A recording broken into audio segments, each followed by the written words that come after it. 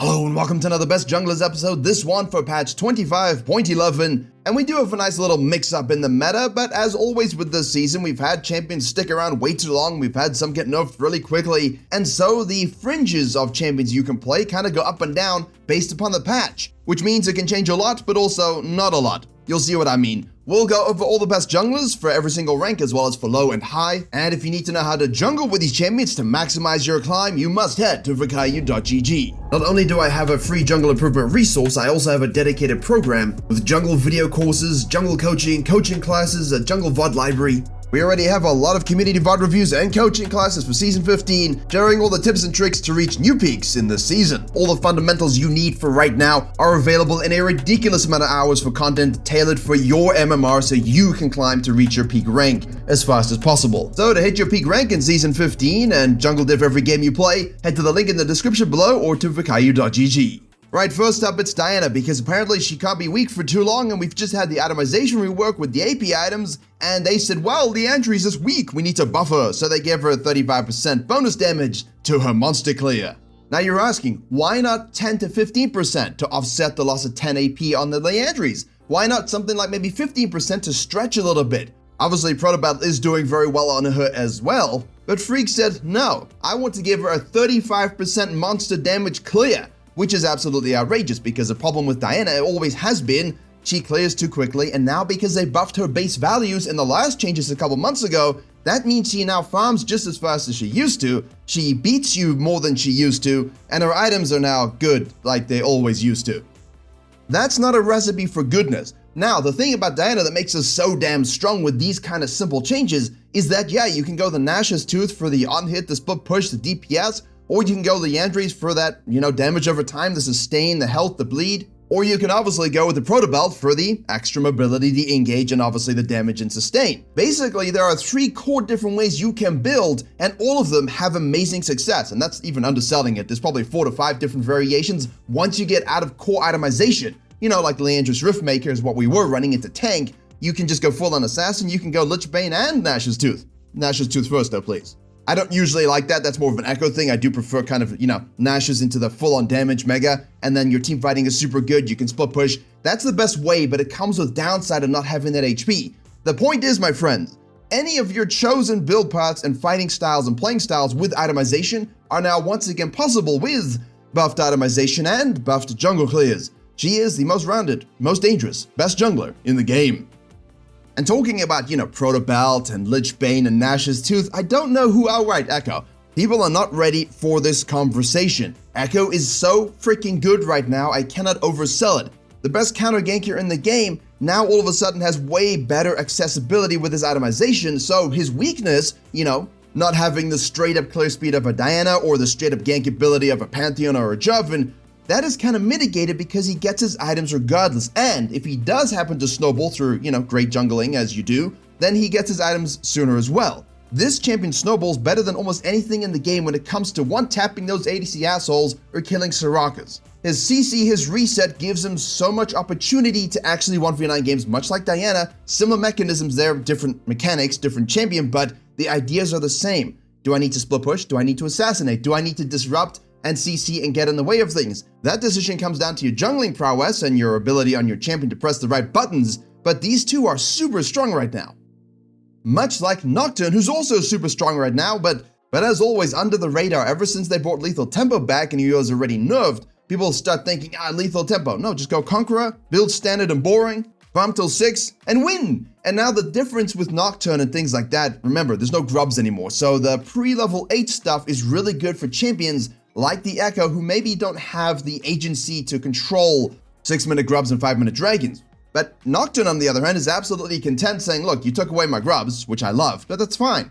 I'm gonna get 6, I'm gonna ult bot lane, I'm gonna use that prior for dragon, then I'm gonna take the 8-minute grubs, do the same thing again bottom lane, you ping pong the objectives. It's a really standard template. If you were to write up a list of the most standard way to jungle to carry in 2025, it would be almost identical to how you jungle in 2023, because we've gone back in time, and Nocturne will be one of the best at doing that. Kha'Zix truly, in my estimation, as someone who gets, countered by it, is an abomination. Objectively, he's not an abomination, but those are my feelings towards him. He is very strong. He does have the ability to be countered in certain ways by certain champions, largely based upon who I speak to, that is very subjective. You know, there's objective counters statistically that are just rough, but it seems a lot of Kazakhs hate certain matchups. Like I know one absolutely despises Nocturne, which makes sense. You know, you got the fear, the speed up, the darkness, and of course, most importantly, the spell shield. And he would be an example of an objective counter, but some people don't mind it too much. Rek'Sai, on the other hand, yeah, Rek'Sai's really strong into Kazakhs, but a Kazakhs who can avoid the Rek'Sai game plan and sort of get scaling a little later on can actually kill her in a 1v1. However, it is obviously a very tough matchup. Point being, my friends, outside of a couple of these matchups that you may or may not love, the champion is goated, strong, snowbally, 1v9, invadey, he can farm, he can do everything you need, and obviously please don't front to back unnecessarily, look to flank, chew people out, kill them, get numbers advantage, and win. Yarvin the Fourth is here because, well, where else would he be? They didn't get nerfed, they buffed his passive, items changed, don't concern him, meta changed, that doesn't concern him, grubs are gone, doesn't concern him. Again, if Nocturne is the template for what you want to do to 1v9 in terms of game plan, Jarvan's what you want to do if you want to 1v9, or 2v8, or 3v7, or 4v5, or 5v5, and just exist, vibe, and play the game, League of Legends. I mean, it's not gonna be sexy, I'm not gonna pretend it is. I think it's boring, a lot of people think it's boring, but I don't know, he gets the job done. Talon is a lot more exciting if you like parkour and hippity-hoppities. Remember, Talons can farm a little bit decently. Not super well anymore, but decently. The whole point is not to play around farming or invading or ganking, it's to play around pressure points. Where can I go and dive bot lane and track where the enemy jungler is to potentially counter jungle? Where can I now dive bot lane, loop back and do it again? Where can I dive top lane, invade and kill the enemy jungler? Where can I do grubs? You're looking for the pressure points, and because he gets there so quickly, and his kit is so very easy to use and strong, as long as you are putting yourself in those right situations, the 1v9 is guaranteed for you. And yeah, that's the kind of theme on this page is, can I carry the corpses of my teammates? Because ADCs are whining as I always do, and top laners are going to start whinging about junglers ignoring them, and it's like, well, Riot removed the 6-minute grubs. I don't have no reason to be next to you if you're inting your own lane already. That's where talent comes in. And that's where Kayn comes in. A lot of the same things that we've said this entire video now apply to Kayn. He does almost everything. You need him to be the Jarvan? He can. You need him to be the Talon or Kha'Zix? He can. You need him to be the counter-ganking demon of an Echo? Well, he doesn't have the CC, but because of his E, he can. And while he doesn't have the split push, guess what? That's right, he can. And I've taught a lot of Kayns, by far the most coached champion I've ever done, to split push a lot like how I used to many years ago when we couldn't actually play Kayn in the early game. He used to be weaker than he is now. He's not weak now, he's strong. But the macro ability of especially a Shadow Assassin for split into cut into flank is astronomically huge. Use it well. Elise, on the other hand, did get nerfed. She is being nerfed, but she's still super strong. And guess what? Her win rate is still decent despite a bug going around with her W not even doing what it's meant to. It's not even exploding. It's resisting. And then it does, so it's just not instantly activated. And sometimes her repel isn't working either, so her legs are having their own mindset. Regardless, minus these bugs, ignoring the nerf, she's still going to be great. Her pressure is still obscene. And with the lack of objectives early game to kind of distract junglers, that's when she gets super strong. And now we go into the A tier page, and Pantheon is also strong. I looked at his data yesterday and I thought, is he finally gonna go back to never mind? I looked today and it's once again super strong. That's why you always gotta wait a day or two instead of making tier lists before the patch even drops. Unlike he will drop on your bottom lane if you don't play properly. Typically, Pantheon is one of these sore spots where you don't know exactly how to counter him. And that's understandable because of his PvP power, his macro global pressure, and the fact that he just basically kills everybody once he starts getting ahead. A lot of the time, it's about withstanding that pressure, counter-jungling crucial moments to deny level 6, like second, third rotation, if you can counter-jungle those, huge, and obviously then scaling up in levels and gold through different mechanisms. Ganking away from him, playing away from him, counter-ganking if necessary, and of course, as I said, counter-jungling. If you can do all these things, you can maybe have a fighting chance, but Pantheon is so damn strong, in the hands of a good pilot, free wins. So yeah, we have those weaknesses, that's why they're in the A tier side more so than the S tier side, but Hecarim does as well. Hecarim is super strong. I love this champion for carrying and learning this year. This is my champion that I recommend to many people who are decent at farming, decent at understanding tempo control and tempo gaps, but also not maybe too aggressive with their ganking. They like to have a more measured approach to the game, but they still want the carry agency when it comes to mid and late team fights. That's where Hecarim comes in beautifully. He's under the radar. His win rate isn't going to get him buffed or nerfed. It might actually get him buffed, but hopefully not, because he's in a great spot. He's got huge itemization diversity. This is my secret OP pick for just play it, ignore everything else, and vibe. You will climb. Volleybaba is in the same kind of boat, less the sequencing aspect, although he can do more the early PvP aspect. He kind of splits the difference between the Pantheon and the Hecarim. The builds you can go obviously give you scaling, or they give you just utility, or they can just give you tanky beast mode, or they can give you split pushing. Have a look at my builds videos if you want more details on that. I cover my Volleyball builds and all that stuff quite frequently. But yeah, overall, strong champions with strong item diversity with a few weaknesses equals great A-tier junglers in my tier list. Next up, we have Fiddlesticks, lower play rate, but again, we're back to the stage where I'm not going to remove him because people refuse to play him. Yeah, they nerfed him a little bit, quote unquote. He's stronger because he's got higher AP ratios. So if you can sequence better and still jungle just as effectively and not be a lower econ jungler, you're gonna end up in a position where you are stronger with your sucky suck. And of course, it would sucky suck to be Master Yi against that, or especially a Warwick. I do like fears against Yi. He presses R, you fear him, he goes the other direction. Always deserved. Any of us who have played this game for many, many years have an eternal hatred for Master Yi. Some of you who are newer might only know a weaker Master Yi, but this abomination has been as such for a long period of time. At the moment, not an abomination, just a great snowballing, 1v9 split pushing, team fighting, dominating jungler. And if that sounds like I'm saying nothing at all, that's because I pretty much am, because he's a stick insect with a sword who just outdamages anybody and has a meditate. Lilia has been nerfed, she has been changed, itemization has gone down. But she's just one of these things where if you don't put her in the tier list here, it can be justified. If I put her in, it can be justified. And this is almost regardless of a win rate. It can go down or up 1, 2, 3%. It doesn't really matter. She will always be in this position where she's good. Why? Healing, max HP damage, ultimate that sleeps everybody for 1,000 years, giga kite ability and movement speed, and insanely fast sequencing and skirmish control both early, mid, and late.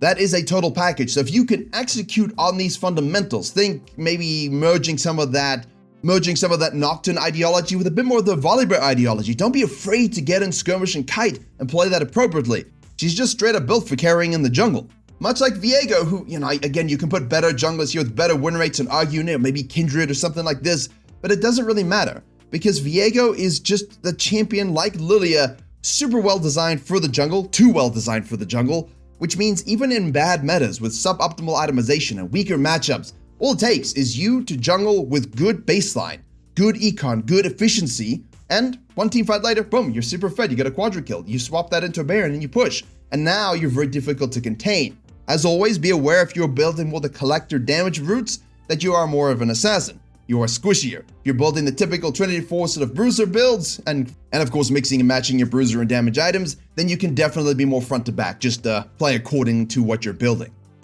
Finally, Nunu and Willump, eternally good and strong. Yes, we hate the full AP builds, but doesn't really matter because when any of the champions above him on this list want to carry, he's there to stop them and peel and activate attack speed steroids for their ADCs who are complaining that they're only got 15 kills or something. Either way, Nunu controls the tempo of the game, Nunu controls the objectives of the game, and Nunu controls the peel and engage of the game while having obscene damage and obscene tankiness and obscene healing. Well, good healing. For the low elo page, not much changes in our reality. Warwick has definitely gone up a little bit. I really love him for you to even get to Diamond, but there are a fall of points where I think it's better to swap over to different style champions. Amumu is great, obviously Diana is huge.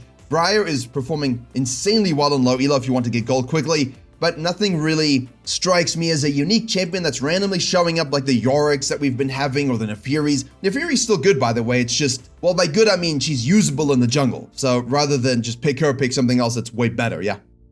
And for high elo, this is where things get really interesting. Echo here, the win rate spikes obscenely high. Itemization's just too good. The meta's just too good. The fact that he can focus on just getting fed without worrying too much about those objectives. I love it. I think it's amazing. I know a lot of people aren't agreeing, but I think that's because they're forgetting how to jungle with Echo and kind of applying the wrong philosophy to it. If you've been playing Echo jungle since 10 years ago, he's got that unique spin to it, and I think people are messing that up. But in high elo, yeah, they're definitely not. Pantheon popping off too. Jarvan Graves is great here. Not so good in general population. He really just goes up and down based upon the items and the meta this year. It's really funny. Xin Chao is great too. I could put him in the A tier page for sure. I just think he's better executed in high elo, understanding that way better tempo control from the jungle position. There are so many Kayn OTPs in high elo across the world. I know people think, oh, he just loves Kayn. I do, but I actually don't even play him that much personally anymore. I just love the champion. I think he's super strong for absolutely any elo that you want to win. And obviously Kha'Zix and Nocturne round that out. So we do have an amazingly diverse portfolio of junglers in this version of the tier list.